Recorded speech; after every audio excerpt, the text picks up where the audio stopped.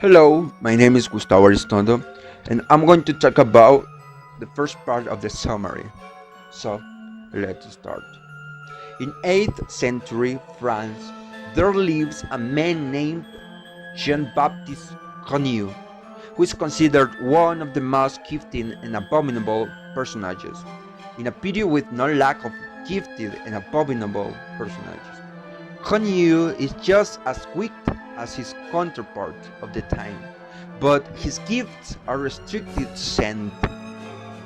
Cities generally smell quite full during this period, but Paris has the fullest smell, particularly near the cemetery, where the dead have been brought for 800 years.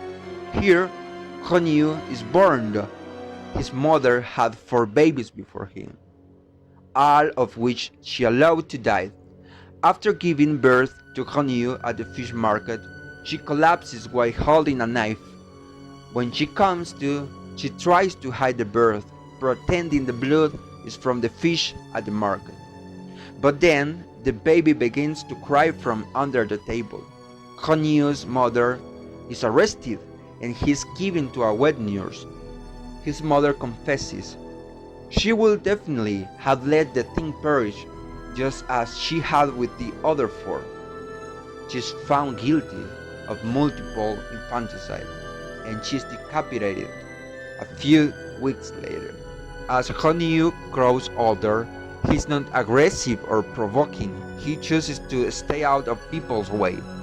He learns to speak by identifying the way things smell, and he has a hard time remembering words for objects that have no aroma. He has particular difficulty with abstract, ethical, and moral ideas such as justice, conscience, God, joy and responsibility, humility, gratitude, etc. He can't understand what these were meant to express by saying talking. He finds he can't know enough words to describe the smell he experiences. By the time he is 6, he understands all of his surroundings through his sense of smell. Not only can he recall every smell he has encountered, but he also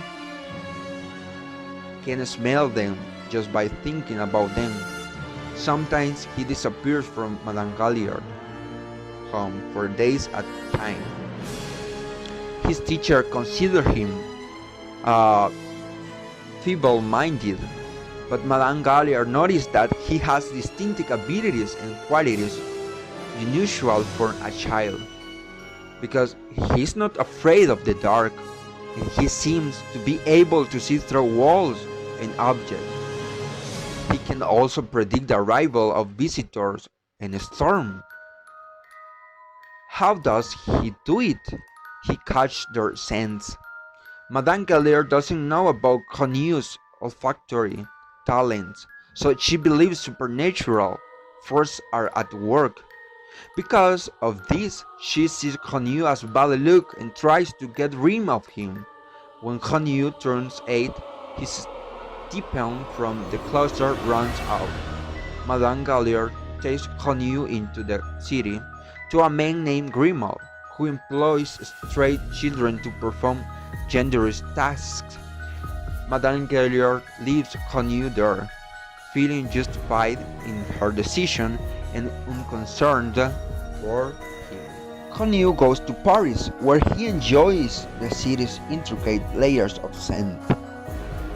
In the city's wealthier district, he discovers the scent of perfume for the first time.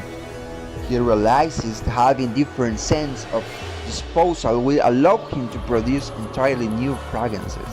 But Corneille does not differentiate between good or bad smells. Instead, he prizes all new smells. On the anniversary of the king's coronation, the city set up a display of fireworks to celebrate. Corneille attends the event in hopes of experiencing a new smell, but he is disappointed.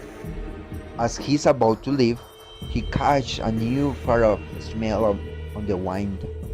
Not being able to pinpoint it causes him great anguish because he realizes it is something different, something amazing.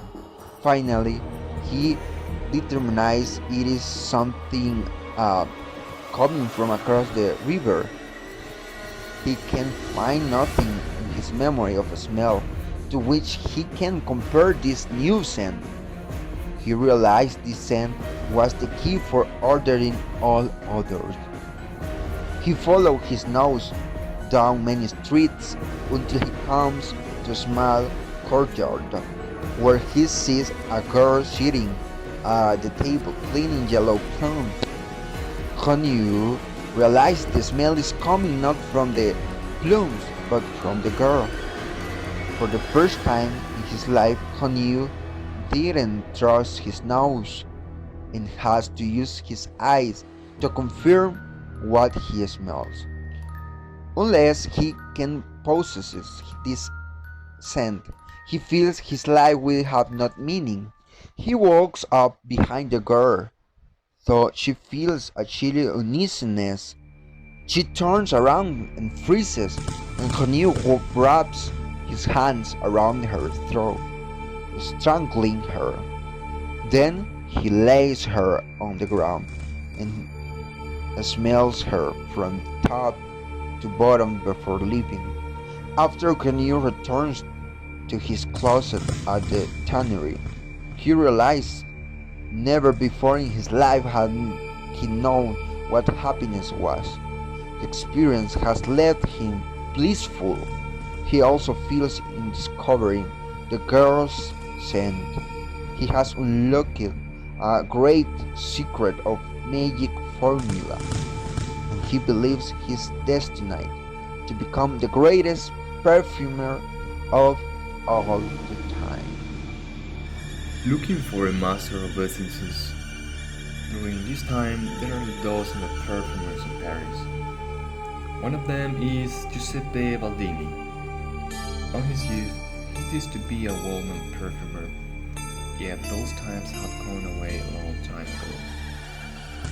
Baldini knows that his time in business is coming to an end, and his plan is his somewhat obvious retirement.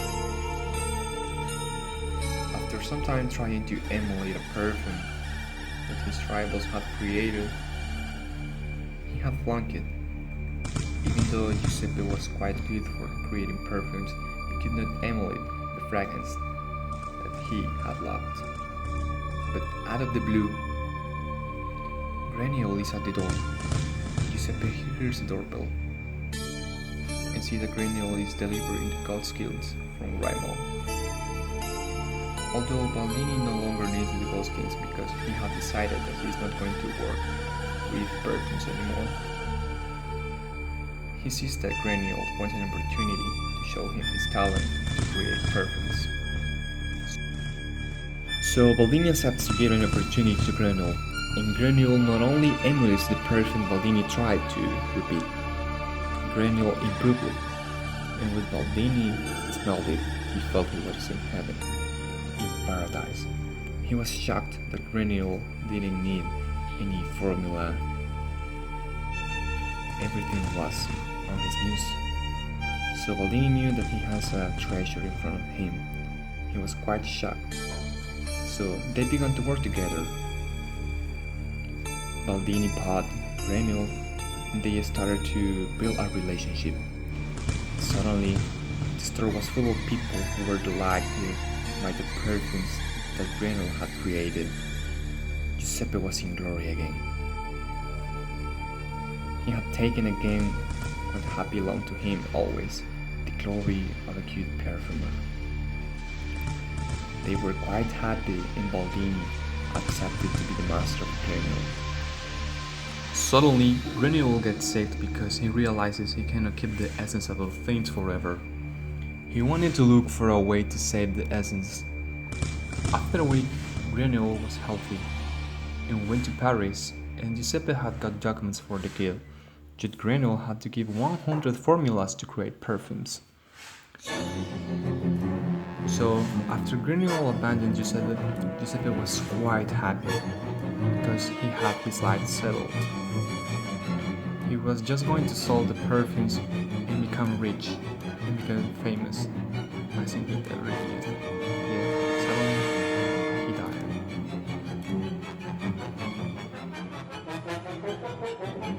died. After leaving Baldini, Grenouille kept feeling bad because he simply could not retain his smells.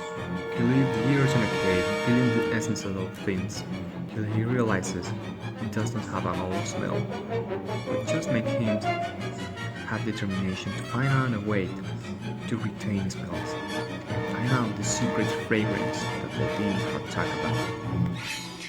He leaves the cave to go to the city when he felt the fragrance of a beautiful lady. He could not believe what his nose had felt. At that moment, he knew he wanted to keep the girl's essence forever. Also, he thought he could create the perfect perfume with beautiful ladies. And the final ingredient would be the redhead girl.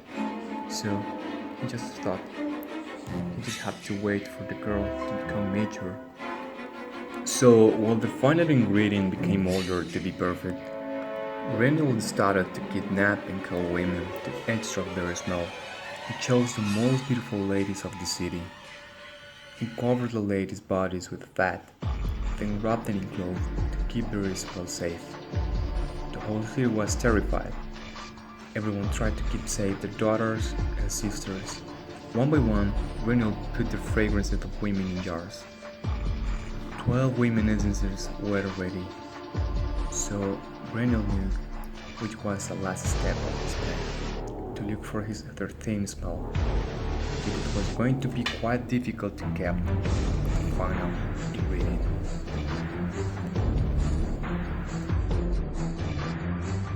Grenouille visits the red-haired girl's street again, where he smells her improved scent through the garden wall.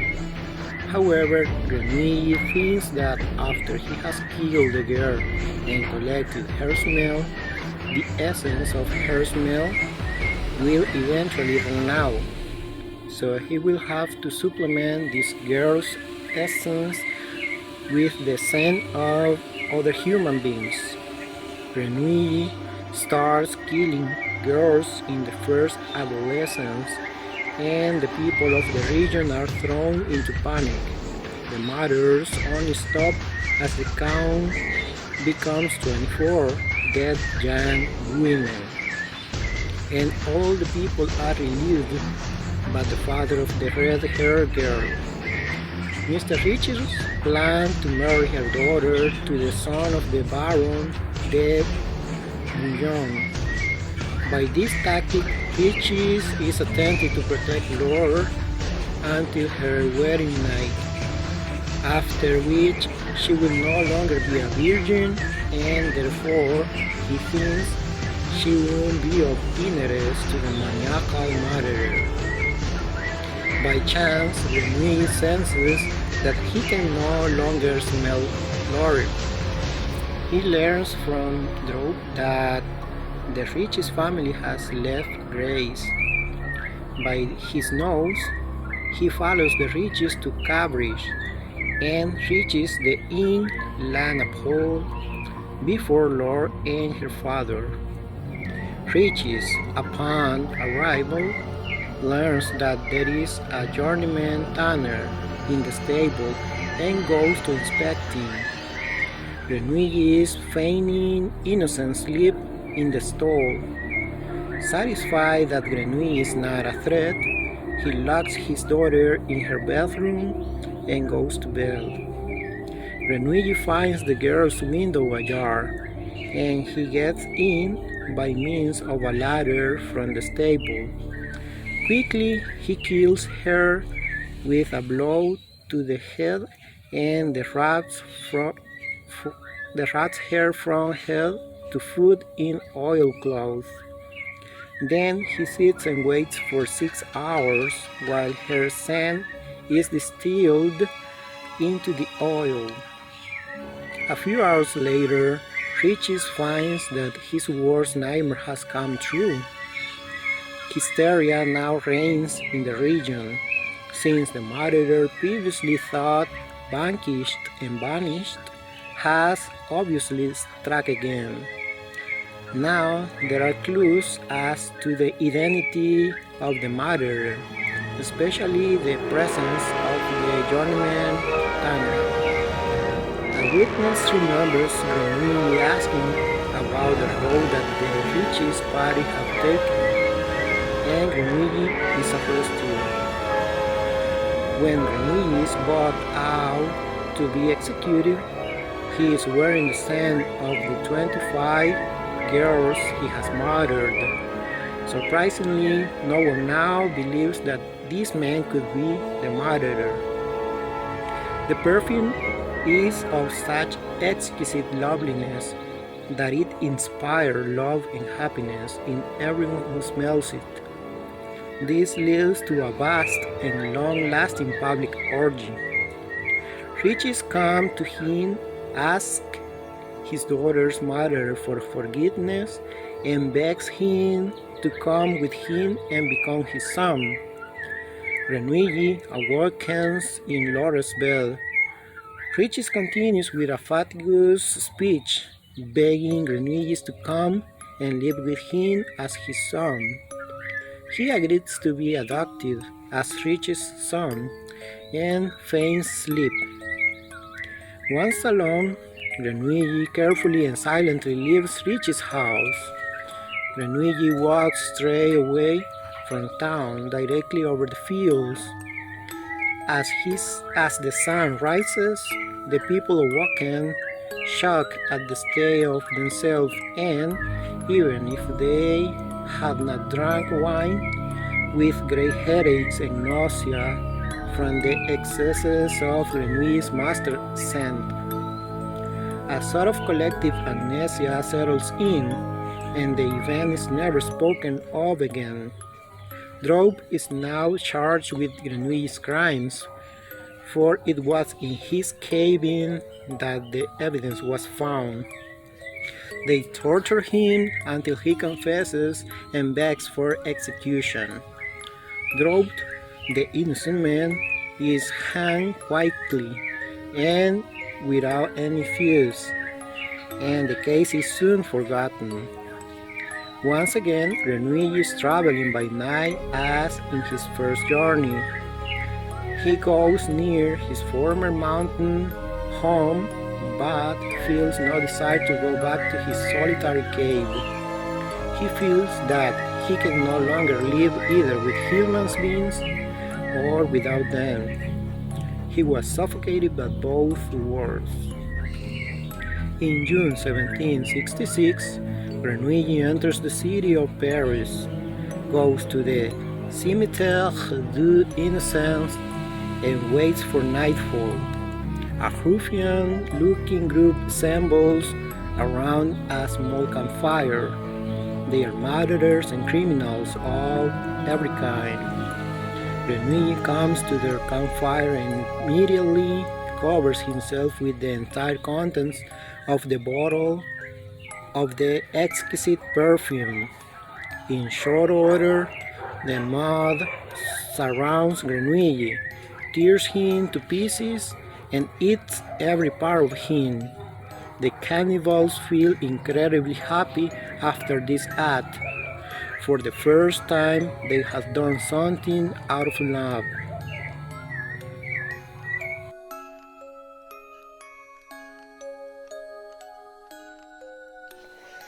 Hello, my name is Everson and I will start talking about the exposition, the plot of our book, Perfume, the Story of a Murderer. In the introduction of our book, our main character is presented. His name is Grenouille. This boy, since his birth, he struggled with a lot of issues, beginning for the death of his mother. He was an orphan, and he struggled with a lot of problems in all his childhood. Nonetheless,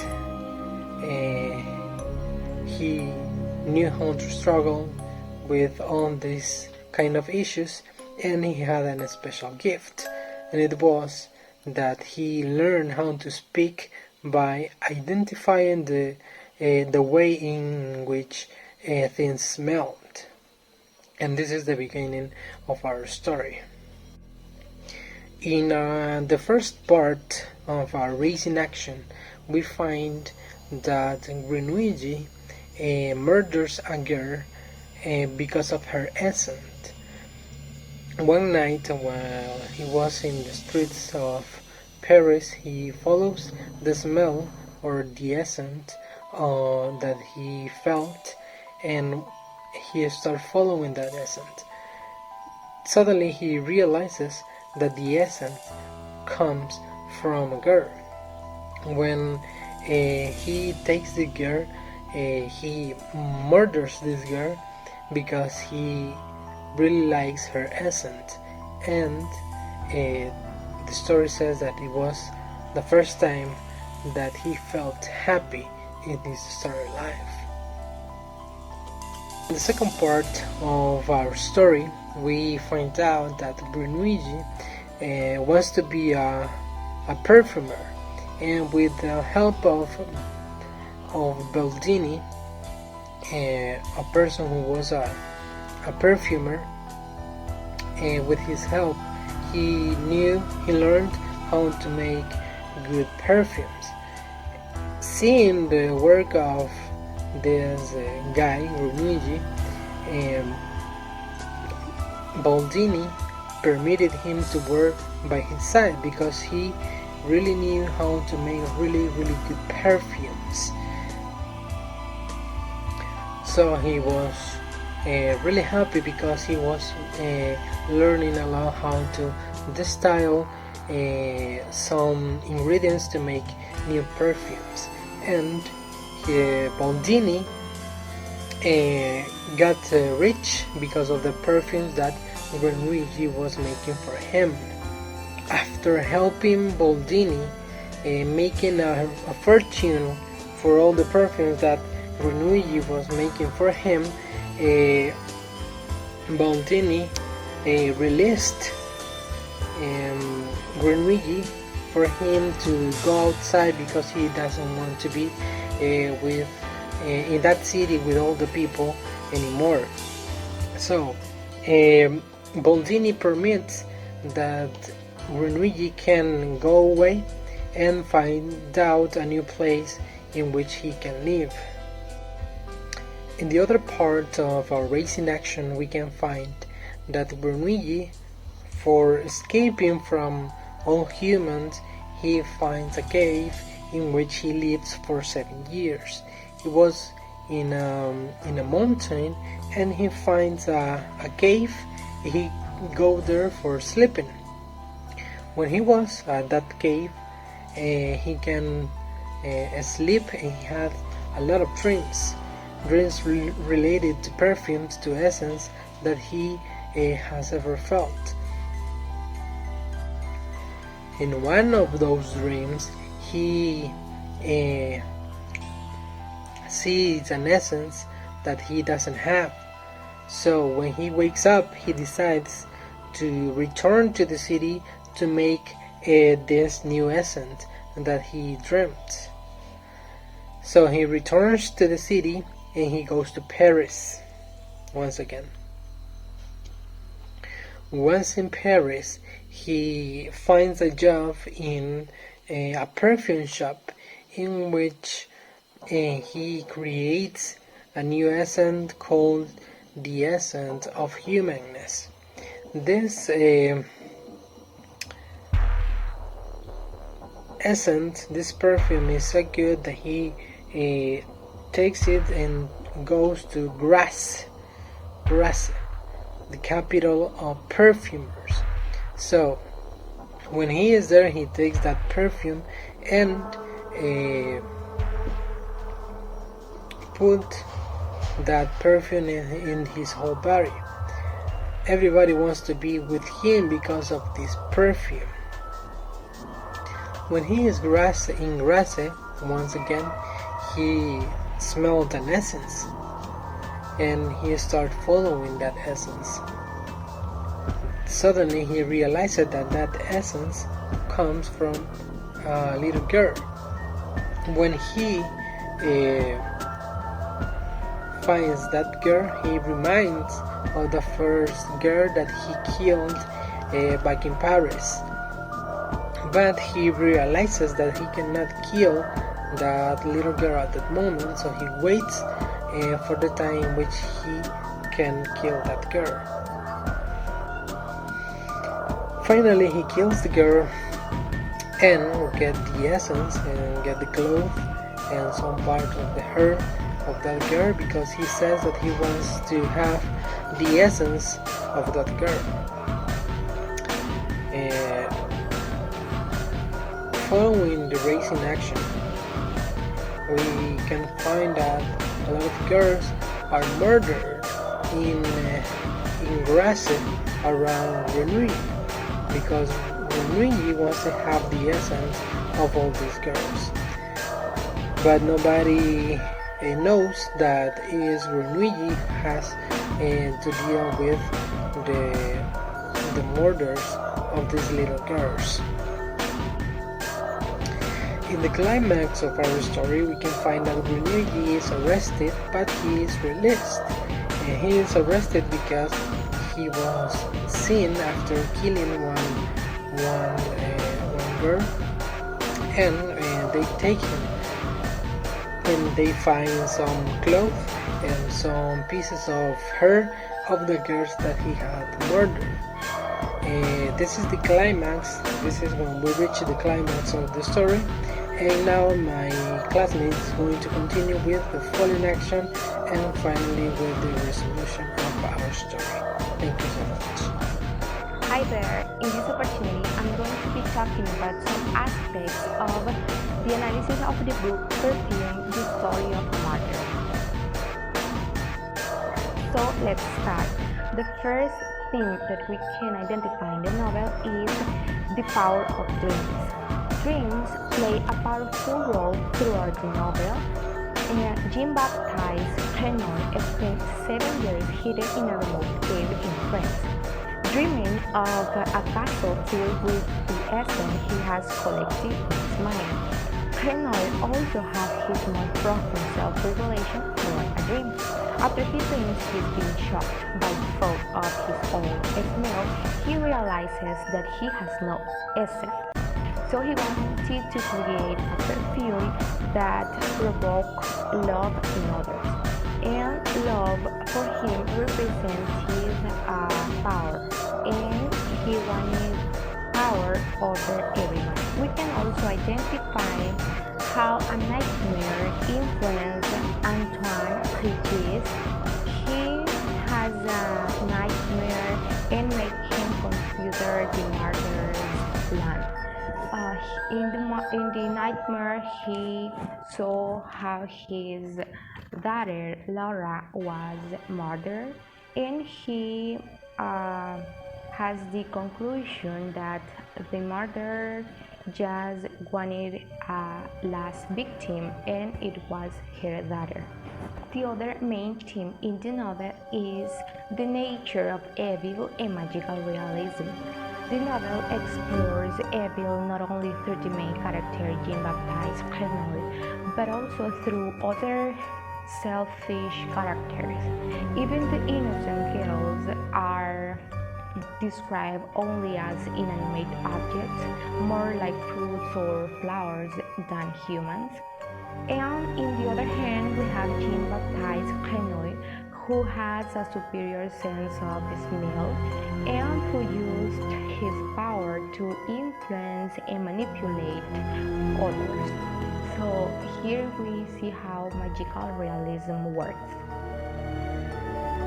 The novel is developed in Paris, France in the 18th century, specifically in Reims, the city in southern France, to which Jean-Baptiste travels to learn new perfume making techniques. Perfume, the Story of a Martyr, is narrated by a third-person omniscient narrator. As a protagonist, we have Jean-Baptiste Renoir, who is abandoned by his mother as spirit. and then he passes through a series of caretakers when he is young, and people treat him poorly because of his social status and also because of his lack of personal sense. He has a superior sense of smell and decided to become a perfumer, but his scent obsession went out of control. Then we have Baldini.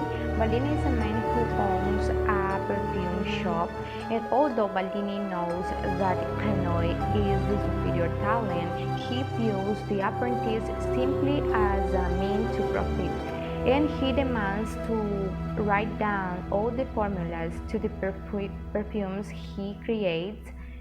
And Baldini never gives Jean-Baptiste credits of his work, but help him with the journeyman papers, which made Jean-Baptiste free. We also have Monsieur Hitchis. He is the only character who seems to understand how the murderer's mind works. Although he doesn't know the murderer's motive is sin, he deduces that his daughter Laura is meant to be his final victim. He wants to stop Renoy, but at the end, Hitchis fails to outsmart Renoy and even feels love for him. Marquis de la Tallade d'Espinasse. He is a ridiculous nobleman who thinks that has the intellectual to tell the world how it should be run. Jean Bazzi is Jean-Baptiste's wet nurse who returned him to cloister of Saint Mary because she was repulsed by his lack of sense. Father Terrier is the man who sent Jean-Baptiste to Madame Gaillard. Madame Gaillard is the woman who cares for Henry until he is 8 years old. Grimaud. This is a man who treats Jean-Baptiste only as a work animal. This is all for me, but keep watching this video. All in action takes place when Grenouille decides to get back to the place where he was born because of the problems and bad experiences that he had in that land. After that, he almost died in the middle of the crowd because of the murders that he committed. He almost died, and then he's like exhausted and suffocated about all these problems. So he thinks that the best thing he can do is to get back to the place where he was born, in Paris, and he wants to get back to the place and die in that place. While he is walking, he got to the place in which he couldn't smell anything. This place was a cave. In this cave, he couldn't smell anything, and when he got there, something bad comes to his mind, and he felt like even worse because he didn't want to remember anything about the past. He only wants to get back to the place where he was born and die in that place. While he is walking, he is carrying as well the magical perfume, the perfume that is even worse or stronger than the death, the horror, and the money. And it's very curious because Grenouille was the only one who couldn't smell it, and also he was the only one who didn't become a slave of it. And that's why for Grenouille the perfume is meaningless.